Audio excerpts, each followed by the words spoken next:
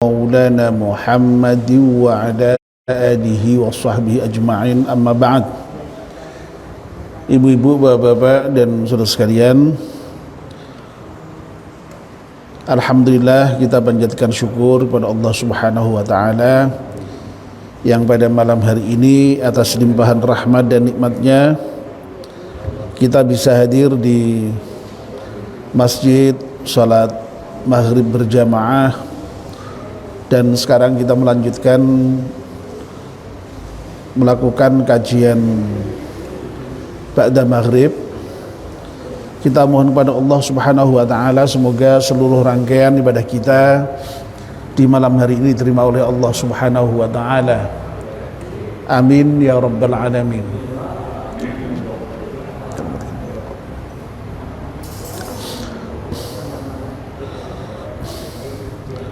Mari kita mulai kajian kita dengan berdoa bersama-sama. Bismillahirrahmanirrahim.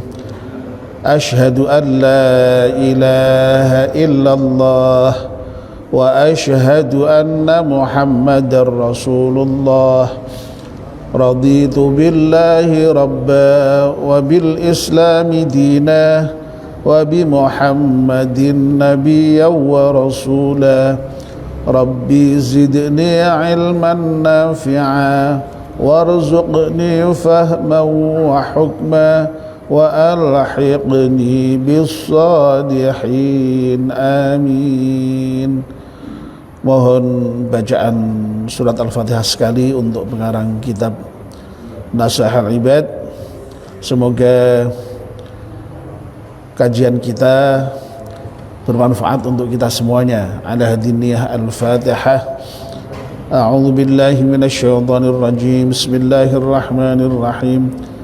Alhamdulillahi rabbil alamin. Arrahmanir rahim.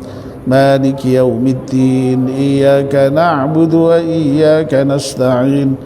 Ihdinas siratal mustaqim. Siratal ladzina an'amta 'alaihim ghairil maghdubi 'alaihim waladdallin, amin. Bapak-bapak, kita masih mengkaji kitab Nashahul Ibad dan sekarang kita masih membahas bab thulathi, maqalah yang ke-17. Ada 3 poin di dalam makalah yang ke-17 ini, karena ini masih bab thulathi. Poin yang pertama dan kedua sudah kita bahas, dan malam ini kita akan membahas poin yang ketiga. Saya bacakan kembali secara singkat ya, bahwa di dalam makalah yang ke-17 ini dikatakan as'adun nasi man lahu qalbun alimun. Orang yang paling bahagia itu adalah orang yang memiliki hati yang alim. Wa badanun sabirun, dan badan yang sabar. Wa qana'atun bima fil yadi, dan menerima apa yang ada di tangannya. Yang pertama, man lahu qalbun alimun, bahwa orang yang berbahagia itu adalah orang yang punya hati yang alim. Lalu wa badanun sabirun, dan badan yang sabar sudah kita bahas. Nah, sekarang kita membahas poin yang ketiga, wa qana'atun bima fil yadi. Orang yang bahagia, as'adun nasi, itu orang yang punya jiwa qanaah. Wa qana'atun, qanaah itu menerima ya. Nah, qanaah itu diberi syarah oleh Imam Nawawi ay ridon, maksudnya itu ridho. Ridho itu ya merasa puas, merasa menerima ya. Bima fil yadi, terhadap apa yang ada di tangan ya. Jadi yang ada di tangannya itu, yang sudah menjadi miliknya itu ya. Nah ini kemudian diberi syarah oleh Imam Nawawi, min qismatillahi ta'ala, dari pembagian yang telah dilakukan oleh Allah Subhanahu wa ta'ala ya. Makanya yang namanya qanaah itu sering diterjemahkan dalam bahasa Jawa itu dengan trimo ing pandum ya. Pernah dengar istilah itu ya saya kira ya. Jadi istilah trimo ing pandum itu yaitu terjemahan dari qanaah itu ya. Nah di samping menerima apa yang menjadi bagian yang telah diberikan oleh Allah Subhanahu wa ta'ala terhadap dirinya, itu masih ada tambahan penjelasan wasukunil qalbi, dan ketenangan hati, atau hatinya itu tenang, merasa nyaman ya, tidak ada masalah apa-apa ya, inda adamil ma'lufati, ketika tidak adanya hal-hal yang biasa ya.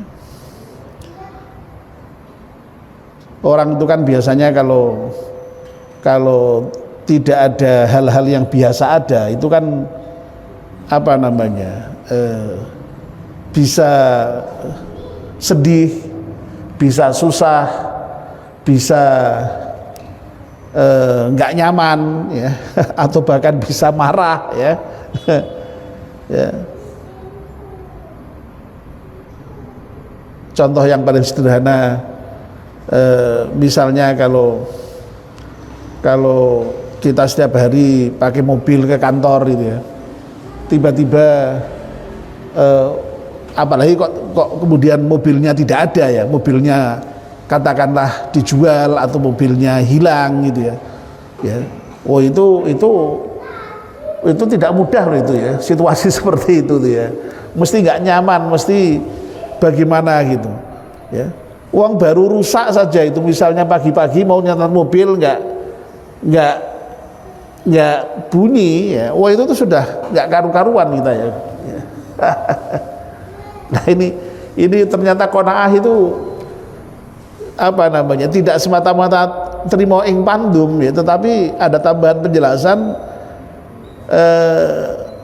ketenangan hati ya, hati itu tenang saja itu ya, ketika tidak adanya hal-hal yang biasa itu ya. Masya Allah itu ya, itu tidak mudah itu ya, orang bisa seperti punya ketenangan jiwa seperti itu. Orang biasa misalnya makanannya itu makanan daging, ayam, ikan itu ya, lalu tidak ada itu ya, adanya kok cuma tahu tempe itu ya bisa jadi nggak nyaman itu ya. Nah orang yang qanaah itu nyaman saja itu ya, ya. Ono daging ya alhamdulillah, ora ono ya alhamdulillah ya, ono ini sambel tok ya alhamdulillah. Lu ini kan ya angel nu ya.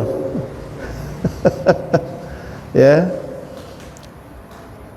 apalagi ya banyaklah contohnya ya, pokoknya intinya orang yang qanaah itu orang yang ketika tidak ada hal-hal yang biasanya ada itu santai saja ya, apa namanya, tidak merasa kemudian lalu gundah gulana, susah, marah, itu enggak ya, ya itu.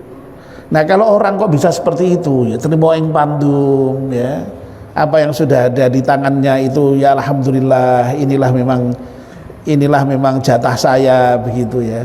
Lalu ketika tidak ada hal yang biasa ada itu ya santai saja, tenang saja. Nah Kalau orang kok bisa begitu ya, itu menurut makalah yang ada di dalam bab thulathi ya, makalah yang ke-17 ini, itu akan bahagia orang yang seperti itu ya, ya akan bahagia ya. Nah Bapak dan Ibu-ibu ya, memang ya saya kira kita sudah paham lah ya, bahwa kita hidup ini kan memang dalam segala halnya tidak berjalan sendiri ya. Kita hidup ini kan memang dalam segala halnya sudah diatur sedemikian rupa dan ditentukan oleh Allah Subhanahu wa taala ya. Ya. Itulah yang kemudian disebut dengan apa namanya, qadha, qadar itu ya. Yang itu harus kita imani itu ya. Ada ketentuan-ketentuan yang sedemikian rupa terkait dengan diri kita ini ya. Ya. Dan justru karena adanya ketentuan-ketentuan yang oleh Allah berikan itulah, maka kita lalu kemudian ketika kita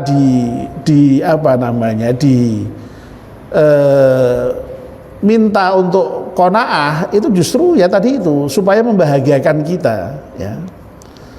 Ya. Untuk bisa ridho terhadap apa yang menjadi ketentuan Allah, itulah yang membahagiakan kita ya. Ya, makanya memang apa namanya ya, dalam Al-Quran itu juga secara eksplisit dinyatakan ya, di antara hikmah kita itu beriman kepada ketentuan Allah ya, itu ya likaila ta'sau ala ma fatakum wa la tafrahu bima atakum ya. Jadi tidak merasa sedih, putus asa ketika ada hal-hal yang lepas dari kita, dan tidak kemudian merasa bahagia, bangga, senang kalau kemudian kita mendapatkan sesuatu yang kita harapkan itu. Jadi seperti itu memang ya. Itu apa namanya, sekali lagi apa namanya, perlunya kita itu beriman ya kepada ketentuan Allah, dan ketika kita sudah beriman, maka kemudian implikasinya kita ridho ya, ridho dengan apa yang menjadi ketentuan Allah itu, menerima dengan apa yang menjadi ketentuan Allah itu ya. Ya. Dalam Al-Quran misalnya, memang kita ini kan sudah punya bagian masing-masing ya, sudah Allah tentukan bagiannya sendiri-sendiri ya. Lirrijali nasibum mimma iktasabu walin nisa'i nasibum mimma iktasaben ya. Bagi laki-laki ya sudah ada bagian dari apa yang diusahakan, bagi perempuan ya sudah ada bagian yang diusahakan. Oleh karena itu tidak perlu kemudian iri, kata Allah itu, satu sama lain. Wong sudah ada bagiannya sendiri-sendiri. Ya, ya. Nah tentu saja yang diminta itu ya menerima tadi itu, ridho tadi itu dengan apa yang sudah menjadi bagian yang ditentukan oleh Allah Subhanahu wa taala. Dan itulah qanaah ya. Qanaah itu sekali lagi menerima apa yang Allah berikan kepada kita itu ya. Ya. Kalau persoalan kaya ya, persoalan kaya itu kan memang juga bukan pada harta ya. Jadi jangan dibayangkan ya, kemudian kalau kita kaya itu harus dengan banyak harta, itu enggak ya. Ya. Saya kira sudah berkali-kali kita diberikan mauidhah oleh para kiai ya, al-ghina ghinan nafs. Yang namanya kekayaan itu bukan pada angkathrotil mal, karena banyaknya harta ya. Jadi kalau persoalan rezeki itu ya, persoalan rezeki itu sudah Allah jamin ya, semuanya itu akan Allah beri rezeki, tidak ada yang tidak. Nah, ada persoalan kaya itu sekali lagi ya tadi itu terkait dengan pembagian Allah tadi itu ya, menjadi haknya Allah tadi itu yang kita ya hendaknya menerima ya apa yang menjadi ketentuan Allah itu ya. Tetapi Allah lewat nabinya mengingatkan bahwa yang namanya kekayaan itu, orang kaya itu lalu kemudian harus banyak hartanya, itu enggak ya. Al-ghina ghinan nafs. Yang namanya kekayaan itu kekayaan jiwa, bukan kok karena banyaknya harta, itu bukan ya. Makanya ada syair yang sangat indah yang menyatakan ya, idza kunta dza qalbin qanu'in fa anta wa malikud dunya sawa ya. Kalau di dalam hatimu itu kok ada sifat qanaah ya, ada sifat tadi itu, menerima apa yang Allah berikan kepadamu tadi itu ya, Anda itu dengan pemilik dunia itu sama itu ya, karena sudah menerima, tenang ya. Ya. Diberi Allah banyak terima, diberi Allah sedikit terima ya. Ya. Jadi sama-sama bahagianya sebenarnya ya. Ya. Masya Allah itu ya, idza ma kunta dza qalbin qanu fa anta wa malikud dunya sawa ya. Jadi kalau di dalam hatimu itu kok ada sifat qanaah, sifat menerima apa yang Allah berikan kepadamu, niscaya Anda dengan pemilik dunia ini sama, dengan raja dunia ini sama ya. Nah inilah Masya Allah pentingnya sifat apa namanya qanaah itu ya. Jadi hendaknya kita itu betul-betul mau menerima apa yang Allah berikan kepada kita, ridho terhadap apa yang Allah tentukan kepada kita ya. Ya. Dan Masya Allah ya, kalau sampai kita itu kok tidak menerima dengan apa yang Allah berikan kepada kita, di samping kita sendiri tidak bahagia ya, pasti nggak bahagia. Orang yang tidak mau qanaah itu pasti nggak bahagia, karena pasti selalu iri dengan yang diberikan Allah pada orang lain. Loh, orang lain itu kok diberi ya, saya kok tidak ya. Loh, orang lain itu kenapa kok kemudian banyak, saya kok sedikit ya. Loh, orang lain itu kok kenapa punya pangkat, saya kok tidak ya. Loh, orang lain itu kok ganteng, kenapa saya tidak ya. Loh, orang lain itu kok cantik ya, kenapa saya tidak ya. Wah, selalu begitu nanti. Dan itu tidak akan membahagiakan dalam hidupnya ya. Nah, kalau hanya persoalan tidak bahagia dalam hidupnya aja masih lumayan, tapi yang lebih mengerikan itu Masya Allah itu, sampai diancam Allah itu, kalau kamu itu kok sampai tidak ridho dengan apa yang menjadi keputusanku ya, silakanlah cari Tuhan selain aku ya, ya. Nah gimana kita ya, tidak bisa ya. Nah itu ya, Masya Allah itu. Bismillahirrahmanirrahim. Ya, jadi sekali lagi ya Allah, jadi sekali lagi untuk bahagia itu memang qanaah ini penting. Sebab kalau orang tidak qanaah ya, Masya Allah ya. Apalagi kalau tadi dikaitkan dengan makna qanaah yang kedua tadi itu ya, tentram, tenang, tetap bahagia dengan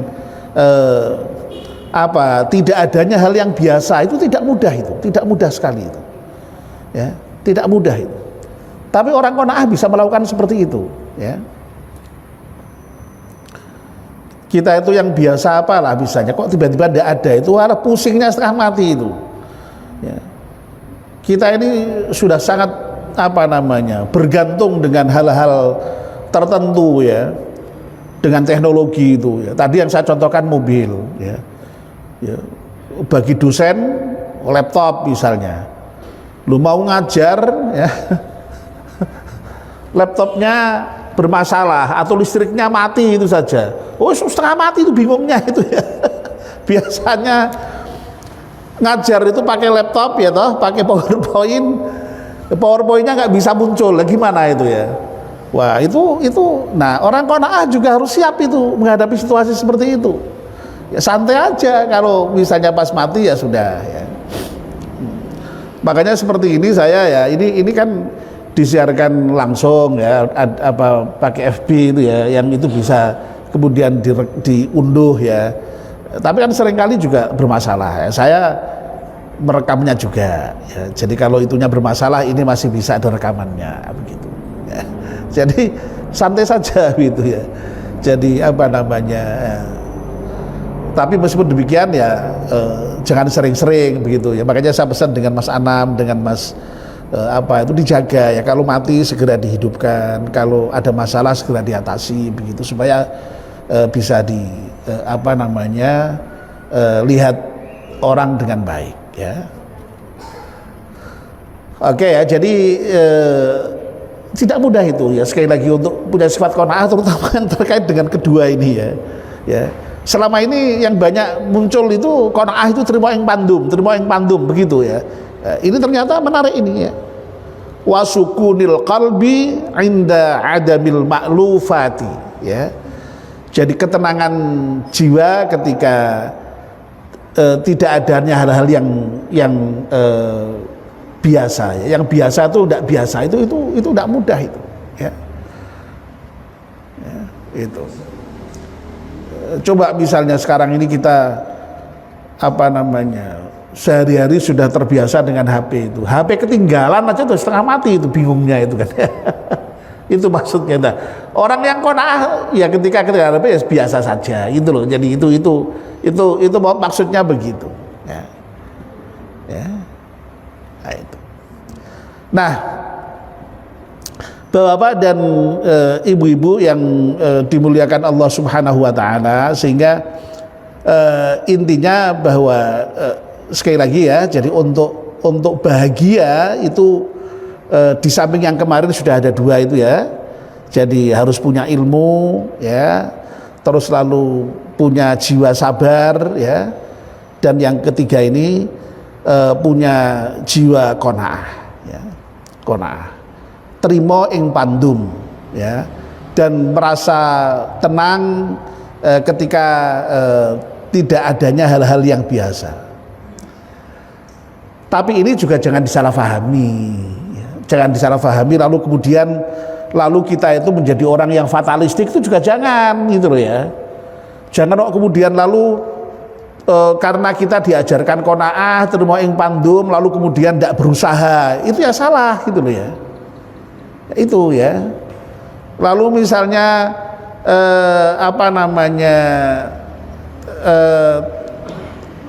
merasa tenang ketika hal-hal yang biasa tidak ada, itu bukan berarti lalu kemudian ya pasrah begitu saja ya. Kalau memang masih bisa diatasi kan begitu ya. Tapi tenang, jiwanya tenang, tidak kemerungsung, tidak kemudian marah. Nah, itu yang dikehendaki ya.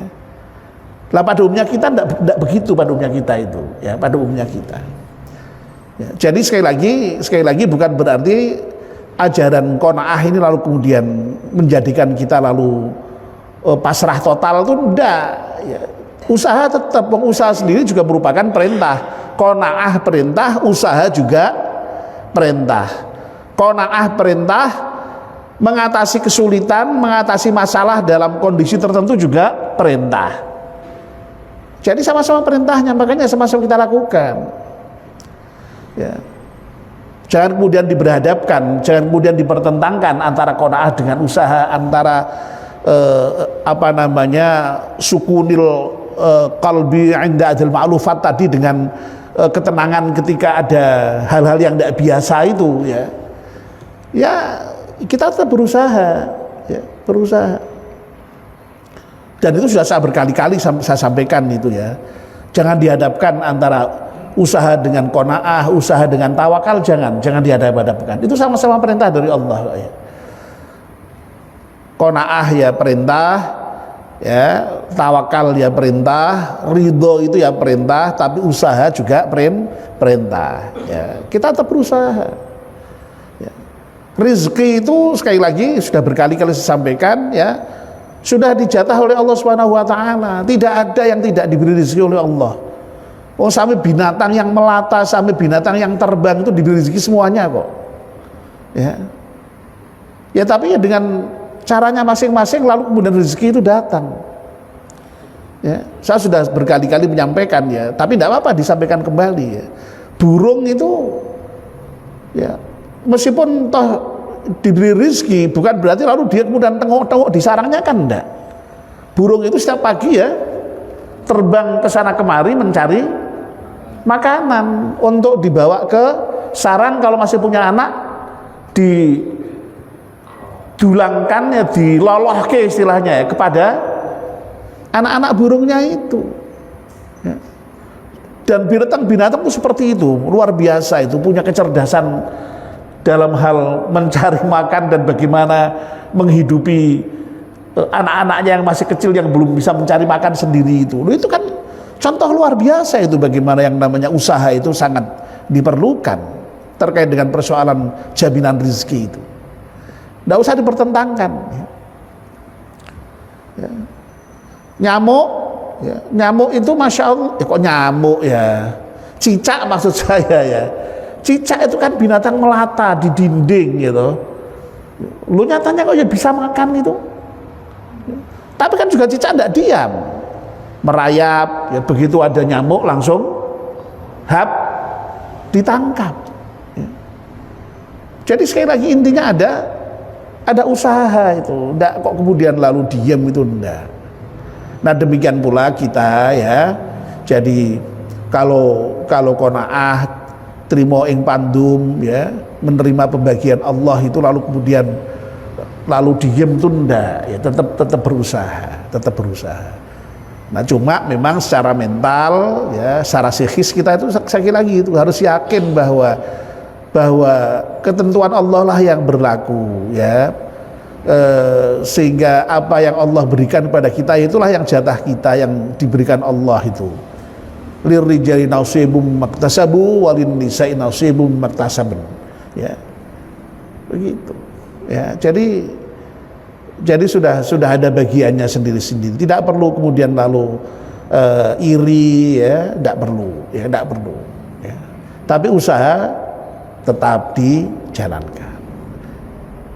Nah ketika kita menghadapi situasi yang tidak biasa, tenang ya, itu sifat qanaah. Tapi bukan berarti lalu kemudian terima begitu saja ya, tetap berusaha untuk memperbaiki kondisi yang tidak biasa itu ya, sedapat mungkin sesuai dengan kemampuan. Nah sehingga dengan begitu sekali lagi tidak harus berhadapan antara qanaah dengan usaha. Jadi kedua-duanya tetap jalan. Nah mudah-mudahan kita semua ini oleh Allah diberi sifat qanaah ini ya, sifat bisa menerima pemberian Allah ya, dan ada ketenangan hati ketika kita menghadapi hal-hal yang tidak biasa ya. Kalau yang biasa-biasa tidak ada itu santai, kita tenang. Nah, dengan begitu insya Allah akan bahagia hidup kita ya. Jadi mudah-mudahan ya kiat yang diberikan oleh kitab Nashihul Ibad bab sulasi makalah ke-17, kunci-kunci kebahagiaan atau kiat-kiat kebahagiaan ini bisa kita amalkan semuanya. Amin ya rabbal alamin. Mari kita tutup pengajian kita dengan berdoa bersama-sama. Wal asri innal insana lafi khusrin illa alladzina amanu wa amilus salihati wa tawassaw bil haqqi wa tawassaw bis sabr. Subhanakallahumma wa bihamdika asyhadu an la ilaha illa anta astaghfiruka wa atubu ilaik. Wassalamu alaikum warahmatullahi wabarakatuh.